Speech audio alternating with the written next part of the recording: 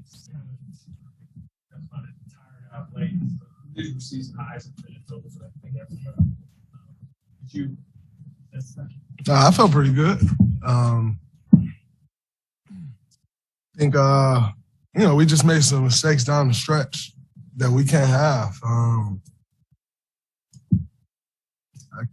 I wasn't quite paying attention to what the guys looked tired or not, so I can't really say if we were or weren't, but I know I felt pretty good. Are these mistakes that concern you at all, or are you considering who you guys are?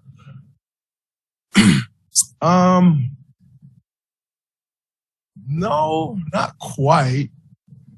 So I think it's just communication issues, and that's something I know we're capable of correcting. So it's not quite something that I'm overly concerned about, but we can't keep talking about we need to do it either. So 6 games in, they're going to overreact. But we also got to build good habits. And at times we're doing that, and at times we're not. So we just need to be more consistent with it. Kind of following up on that in terms of, I don't want to say timeline, but for lack of a better word, so 6 games in, it's still early in the season. When does it become not early in the season, though, where maybe it's not just communication, but other issues? It's not early where we do have to think about that. I'm not sure. There's like game number X. I don't quite know if it comes down like that, but I think we all have a sense of it. And saying that, we're sitting here in game 6, and I personally feel like it's too long. Because like I said, you want to build good habits. And so I don't think anybody's going to be willing to wait much longer and say, all right, we'll get there. Like, no, we know what it takes to win a championship. We know the habits that has to be built in order to compete for a championship. And so we hopefully sooner rather than later. What did you see in those James Watson minutes? Oh, man. I don't think he played much in the second half, did he? Yes. I don't know. I feel like an eternity ago. I'll have to go back and watch. I usually can remember every play during the game, but that feels like it was a year ago. So I'm going to have to go back and watch the film on that one. I did think I do remember one specific play,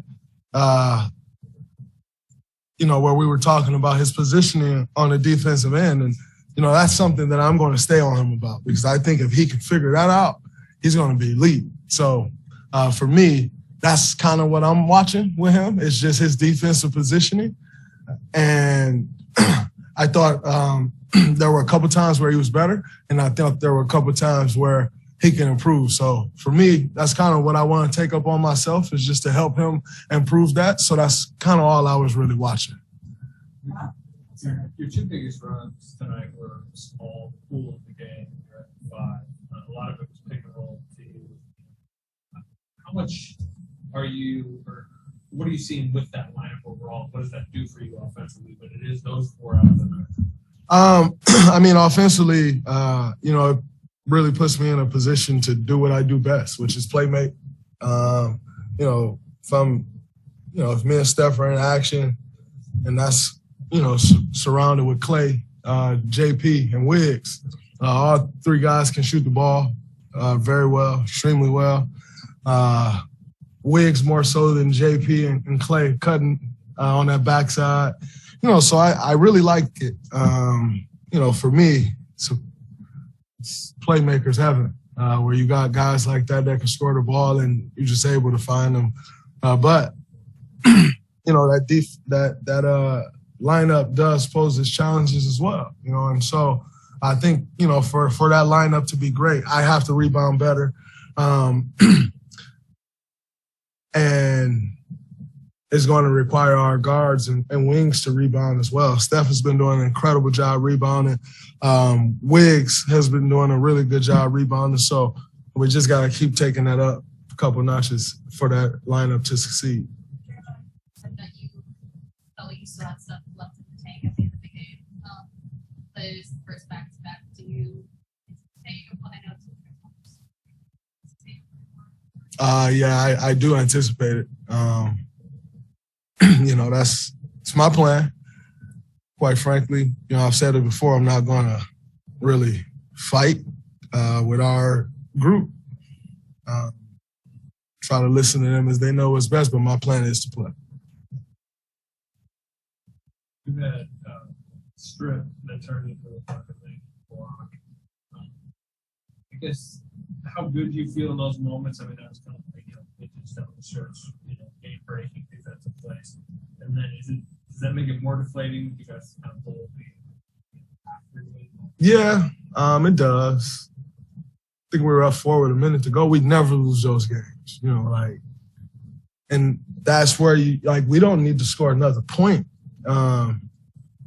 Except, of course, unless they foul. And we got to knock our free throws down, which I missed 2, by the way. But we don't lose games when we hold leads late like that. So not deflated from those defensive plays were wasted standpoint, just deflated from a standpoint of I can probably recall on one hand over the last 8 years the amount of games that we've lost up 4 with a minute to go. And so it is deflating from that standpoint, but not from a personal standpoint for the defensive plays. I'll make those again. But we can't lose a game leading by 4 with a minute to go. That's also a team without their 2 starting guards. And Dennis Smith was incredible. Got to give a lot of credit to Dennis Smith. A guy who just earned his way in training camp, or maybe not even training camp, some workouts or something over the summer. And he came in and he controlled the game for them. He was really good defensively, shot the ball well. So you got to give a lot of credit to him, and battling back in the year that he's having is obviously early, but he's playing really well. So you got to give him a lot of credit. But in saying that,